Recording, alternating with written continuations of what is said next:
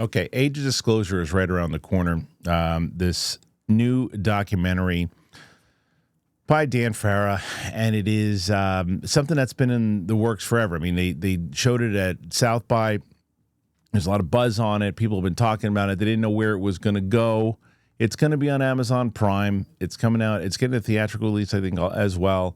But it's one of these things where it's going to be, you got to purchase it to rent it. So who knows? It's going to be that same type of thing that there's been an issue in the past. However, the difference is the team that is involved in this one are kind of big, heavyweight Hollywood hitters. So there's going to be a lot more buzz on this one, and people are starting to screen it and watch it and talk about it. Well, one of the people inside of the government that has been very involved in this topic is Rep. Burlison, and he has recently seen the movie and says the following. He says, "This evening I was honored to see an advanced screening of Age of Disclosure. It was a serious and amazing summation of the topic of UAPs, UFOs, with some crazy new revelations. I was glued to my seat. The film is Oscar-worthy. I'm not kidding. The soundtrack to the film was recorded by a live symphony." The end, it's great that the music was live symphony. It's everything else that he was talking about. I don't know if it fit in at the end. It's great. He just had enough characters of whatever he wanted to say. So the major question here is this. Is it Oscar worthy? If it is, it could change the game. If it wins, it could certainly change the game. There's no world where it wins. But if it did, it could absolutely 100% be a game changer in that the amount of exposure it's already going to get because of who's involved, as I said. All right, I want to also add this to it, and that is that Dan Farah was also having an interview here with promotion of the film. And so he says, Hollywood filmmaker says U.S. government is in secret Cold War race to cover up UFO landings. So a filmmaker has claimed to expose one of the biggest questions facing humanity, bodily asserting that the U.S. is embroiled in a hidden secret Cold War race. A filmmaker has claimed to expose an 80-year global cover-up surrounding the existence of aliens on Earth, boldly asserting that the U.S. is embroiled in a hidden secret Cold War since aimed at reverse engineering alien technology.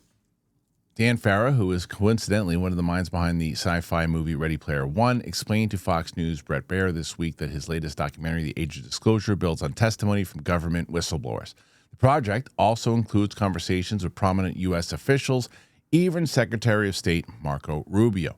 Every single person I interviewed made it very clear that it was no longer a question of whether this was a real situation. It's a very real situation, Farah said. According to Farah, most of the federal government has been kept out of the loop, while a select group allegedly engaged in covert efforts to reverse engineer technology of non-human origins in competition with adversarial nations such as China and Russia. As you get older, you go, man, it's not as easy as it used to be, and there's a lot of different things. For me, it's the gym. I have energy, but I don't know the energy I did when I was younger.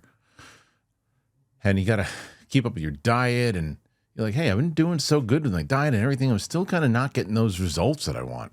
And you can crash out real quick, and your energy kind of falls, and you're like, what is going on? Man, 35 years old. You're going, wait, what's going on? Doctors will say that TRT, yeah, it's easy, man. Just come on in. Weekly shots, rest of your life. Cool. And you really, if you look into it, you say, oh, this is what I'm signing up for. It's basically, I think it's like $3,000 a year. And you shut down your body's natural production like forever. That's it. That's scary as hell. So what if you want to have kids? How about that? Mars Men came to me, and I think it's better than TRT, to be honest. It gives you the same benefits of optimized testosterone. There's energy, there's strength, there's focus, and it doesn't shut your body down. There's no synthetics, there's no needles, there's no dependency. It's crazy. It's like hitting the reset button on your hormone factory instead of just shutting it all down. So it's great because the shots, not for me. I finally found something that gives me benefits without the scary long-term stuff. So I feel great. A lot of energy now. It helps at the gym tremendously. And more weight, better focus. For me, it's a steady drives all day. It's not the quick spike you get from like coffee or injections. It's made in the USA and it's third-party tested. It's also, which is great, there's a 90-day money-back guarantee. There's no risk. And the worst case is if you don't actually really love it, you say, this isn't working. You get your money back. But over 91% of users report high energy levels. That's thousands of guys that are feeling incredible results. You can check out the reviews, by the way, if you want to just go to the website. There you go. Now, for a limited time, our listeners will get 60% off for life and 2 free gifts, but you got to use that code DTE at mengotomars.com. That's mengotomars.com. You got to use that code DTE at checkout. After you purchase, they're going to say, hey, where'd you hear about us? Please support DTE and tell them that we sent you. So once again, more information out there, but the mainstream pushing it, getting the promotion out there as he starts to make his push for more people to see it. And then we are getting into December. This is when the nominations and those things start to take shape. So maybe there is some merit to it, but it is one of those things where he's out there, again, talking to outlets to see what's going to happen. You've got Dan Farah, who is associated with Spielberg and other things, and this is a push, and a push that I talked about with this one comes out first.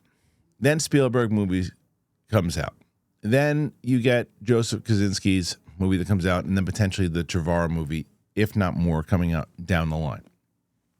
Now, it seems like a lot of these movies are not going to do the normal, traditional War of the Worlds, this is aliens coming down, Independence Day type stuff. Because when you hear Spielberg, that's immediately kind of like what you think and what you expect from Hollywood.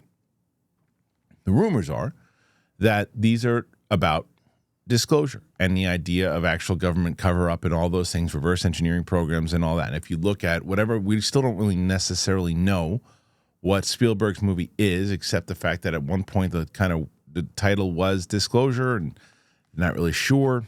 Emily Blunt is in that one. So that's kind of the rumor behind that. We do know that on Kosinski's movie, it's David Grush as a consultant, and again, the rumor is that it's kind of loosely kind of based on some of the events and things that have happened over the last couple of years with Grush's story and the things that he's heard. That's a way that you can disclose information. That I've said this 1,000 times over too. You can disclose information without having to be in a skiff, right? Because you can say, all right, hypothetically, if so and so did this, they'd probably put the ship here. And hypothetically, someone could have told the main character this. That would be interesting if that was to happen. And you can start to put information in there because that happens all the damn time. Happen Close Encounters and other things too. And then you get the Trevorrow one, which still it's kind of just announced. No one really knows exactly when it's coming out, if it will. But it's the Bob Lazar, George Knapp story. So they're all related here in basically what I think it was Matt Brown that had talked about it when he said it's going to come from more civilian disclosure. And this is civilian disclosure. Now, the age of disclosure is civilian disclosure wrapped in government exposure, right? Disclosures, rather. I'm tired. Give me a break. Because you've got this filmmaker who's out there talking about this, talking to these government officials and everything too, and getting all this information. So it's kind of, this is the one movie that is kind of, I guess, a joint effort, if you will. And if it does get nominated for awards, and if it does actually get people outside watching, then it really could be something extraordinary and something special. Now, the thing that stood out to me in his tweet was when he says, look, the summation of the topic of UAPs was some crazy new revelations. That, to me, is the one that I kind of scratch my head at, too, because this guy is the one of the guys who's running the whole show with hearings and other things, and he's one of the big people in the UAP kind of information and disclosure and investigations.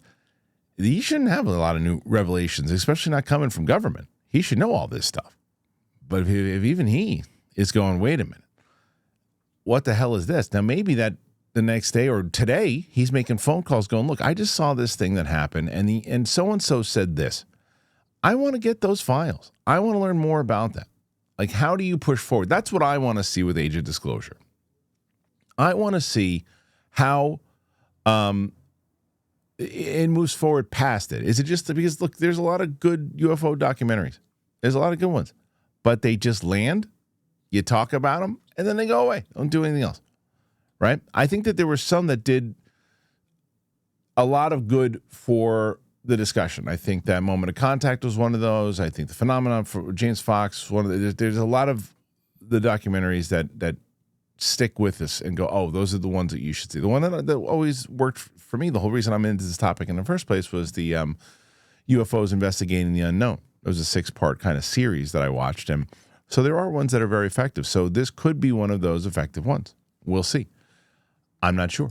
What do you guys think? Put your thoughts in there. Let me know. I'm very curious. Do you think that there's an opportunity that this thing gets nominated for an Oscar? I mean, that's the other thing. And this is no disrespect against Burlison. And I say this not in an arrogant way. I think I'm more qualified to say what might get nominated for an Oscar instead of Burlison. Now, Burlison said, I think this bill's going to get passed over me. I'd probably say you're right. Now, again, not that I'm a major expert. I just pay attention a lot, and my other business is pop culture, movie stuff. And there are certain things that you see that go, well, that thing's probably going to get nominated. And they usually do. Now, I have not seen the movie. I just feel like I can't see a world where the Academy nominates a UFO documentary because there's still that stigma around it. But I hope I'm wrong. I hope Burlison is 100% right.